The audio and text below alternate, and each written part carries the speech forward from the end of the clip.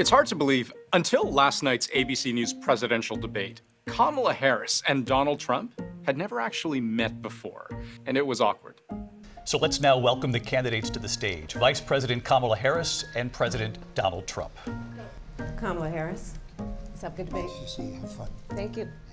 Every part of it was slightly uncomfortable, from Harris moving towards center stage, expecting Trump to do the same, but realizing he wanted no part of it, which maybe made her want it even more. Then you start to wonder, was this simply phase one of a very deliberate, relentless effort to provoke Donald Trump, to make him angry? Donald Trump was fired by 81 million people. I have talked with military leaders, and they say you're a disgrace. He is dangerous and unfit. You talk about extreme. She played him like a puppet on a string. She wanted to set traps for Donald Trump, and he fell for every single trap. Harris targeted Trump's insecurities. She tried to undermine him, even humiliate him. It very quickly became the takeaway of the debate globally. She very successfully goaded him multiple times. Every single time she would communicate, and then she would leave dangling this bait, and he would swim up to the bait. She has studied him and knows the topics that get under his skin. And about 30 minutes in, Harris appeared to tap into just the right sore spot to lock Donald Trump into a defensive spiral where he would stay for the rest of the debate. I'll show you how. If I had to use one word to describe Donald Trump during this debate, it would be rattle. Lackluster. Flailing. Train wreck. If there's one source of almost obsessive irritation for Donald Trump, it's his crowd sizes. And I'm going to actually do something really unusual, and I'm going to invite you to attend one of Donald Trump's rallies, because it's a really interesting thing to watch. You will see during the course of his rallies, he talks about fictional characters like Hannibal Lecter. He will talk about windmills cause cancer.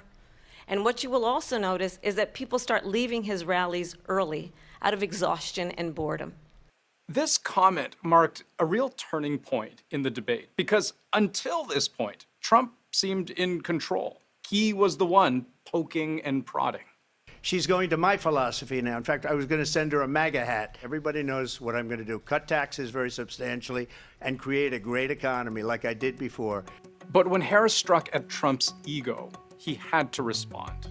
He took the bait. People start leaving his rallies early. She said people start leaving. People don't go to her rallies. There's no reason to go. That people don't leave my rallies. We have the biggest rallies, the most incredible rallies in the history of politics. That's because people want to take their country back. The rallies are so personal to him. He's always been so proud of how big his rallies are. She knows that this is triggering to him. You know, Trump loves the fact that these folks stand in line all day, that they sit there for hours, that they listen to him talk about whatever is on his mind. There's been lots of jokes made about him and the crowd size and how he's focused on it. And he just proved that that's something that he fixates on. And she was able to kind of go in further, I guess, drive the knife in, as it were. He became more defensive after that moment and really kind of made the debate about him defending himself and really litigating these things that weren't terribly important to voters. You know, before the debate, it was anybody's guess which Donald Trump we were about to see. Would it be the more measured, controlled Trump we saw during his debate with Joe Biden, or the more indignant, aggrieved, and resentful Trump that we tend to see at his rallies? From here on out, we saw much more of the latter. In Springfield, they're eating the dogs, the people that came in. They're eating the cats. They're eating the pets of the people that live there.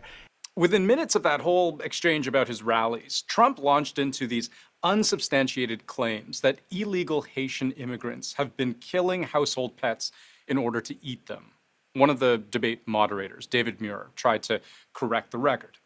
I just want to clarify here. You bring up Springfield, Ohio, and ABC News did reach out to the city manager there. He told us there have been no credible reports of specific claims of pets being harmed, injured, or abused by individuals within the immigrant community. Well, I've seen people on television. Let me just say here, this is the people on television say my dog was taken, and used for food. So maybe he said that, and maybe that's a good thing to say for a city manager. I'm not taking this from but television. But the people are on television saying their dog was eaten by the people that went there.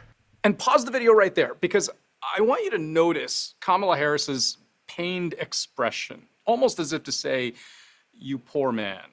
She does this again and again throughout the debate, understanding that ridicule may be the sharpest weapon. You talk about extreme. And Harris was just getting started. If you want to really know the inside track on who the former president is, if he didn't make it clear already, just ask people who have worked with him. Harris seemed to know all of the right buttons to push. She pointed out those whose allegiance to Trump has shifted.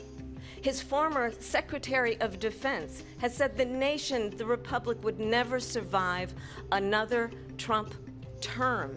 I fired most of those people. Not so graciously. They did bad things or a bad job. I fired them.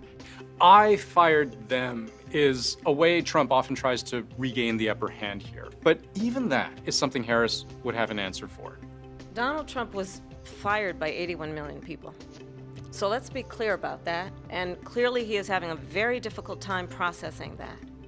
She went on to remind Trump of his mountain of legal troubles. Well, I think this is so rich, coming from someone who has been prosecuted for national security crimes, economic crimes, election interference, has been found liable for sexual assault, and his next big court appearance is in November at his own criminal sentencing. She attacked Trump's dignity on the world stage. I have traveled the world as Vice President of the United States, and world leaders are laughing at Donald Trump. And she undermined in Trump the very thing he often values most: strength. Donald Trump is weak and wrong on national security and foreign policy. These dictators and autocrats are rooting for you to be president again because they're so clear they can manipulate you with flattery and favors. All of this produced a version of Donald Trump that seemed agitated. President Trump, as you know, the FBI says overall violent crime is actually coming down in this country. But Vice Excuse President me, Harris, the FBI they were defrauding statements. They didn't include the worst cities. They didn't include the cities with the worst crime. It was a fraud. I got more votes than any Republican in history by far. It's called weaponization. Never happened in this country. They weaponized the Justice Department. Vice President Harris, in your last run for president. This is the one that weaponized, not me. She weaponized. I probably took a bullet to the head because of the things that they say about me. They talk about democracy. I'm a threat to democracy. They're the threat to democracy with a fake Russia investigation that went nowhere. We have a lot to get to. Lindsay? I think it was, the most genuinely emotional reaction I've ever seen from Donald Trump in almost a decade of watching him on the political stage. This is just not an experience that he was prepared for. Now, all of this is not to say Trump didn't try to get under Harris's skin too. He called her a Marxist, said she hated Arabs, hates Israel, even accused Joe Biden of secretly hating her. And you know what? I'll give you a little secret. He hates her. He can't stand her. She was setting these traps for him that, obviously were pre-planned.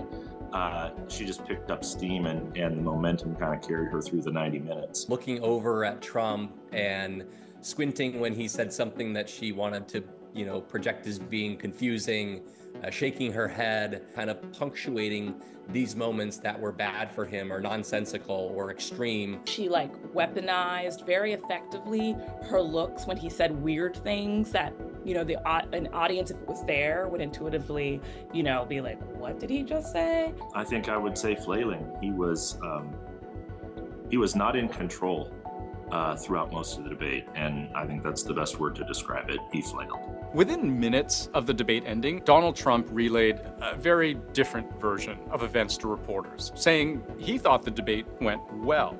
But most seem to agree it didn't go as he planned. But it basically was 3-on-1. But I thought they were very unfair, the moderators. Everybody did. The question now, what impact, if any, does any of this have on the election in November? Kamala Harris seems to think there's value here. She's already asked for a second debate. Trump, on the other hand, has said he'll think about it.